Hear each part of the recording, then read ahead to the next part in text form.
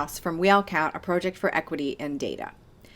And when we talk about equity in data, we're often talking about putting people into categories. We might categorize people by race because we suspect there are inequities going on between groups. We might categorize people by sexual orientation because we might be involved in an initiative that wants to support people with certain identities. However, we rarely think that these social identities are the root causes for what's really going on. Rather, they're a convenient proxy for the problem that we're trying to understand.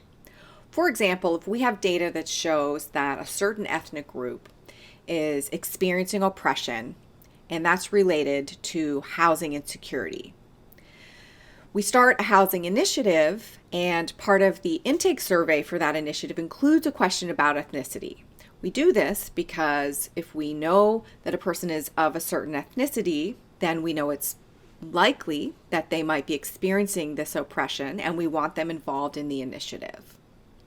We use the quantitative data because we don't have time to interview the tens of thousands of people who are applying to participate in the initiative. So thank you, data. You're allowing us to make decisions with more efficiency. Except that there's a problem here. We make a damaging assumption about how a person's identity is related to their lived experience. By opting to use an identity category in our survey rather than actually directly asking about the experience or item that we want to know about, we reinforce oppressive structures. And we get less accurate results. Not everyone with that identity is experiencing the oppression. And even if an individual is, the presumption on the part of the survey designer is part of the oppression. Why don't we just have a box that says, are you experiencing oppression? Or are you experiencing housing insecurity? Instead of a selection of ethnic boxes. Isn't that what we're trying to get at anyway? The first reason I think we don't usually design survey tools like this is convenience. But the second, equally more important reason that I think we don't do it is an attempt to retain control. By deciding in advance who to target or what kind of person is likely to experience something, we stay in control over who is allowed to express what type of lived experience. We want control over who counts.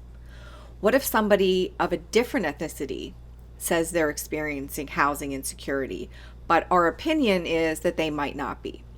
We say we don't want people gaming the system, so we retain control over whether their lived experience matches our criteria. This is not good. Real equity in data often means giving control to stakeholders, to project participants, to the people participating in the surveys themselves, and letting them choose.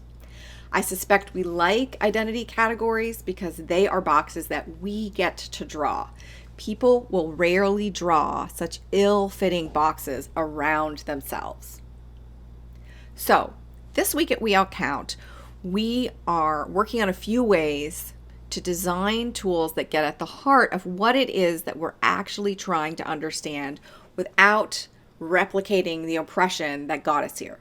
And we want your help in answering the question, the last couple of times that you have collected identity data, what is it that you were really trying to understand about that person?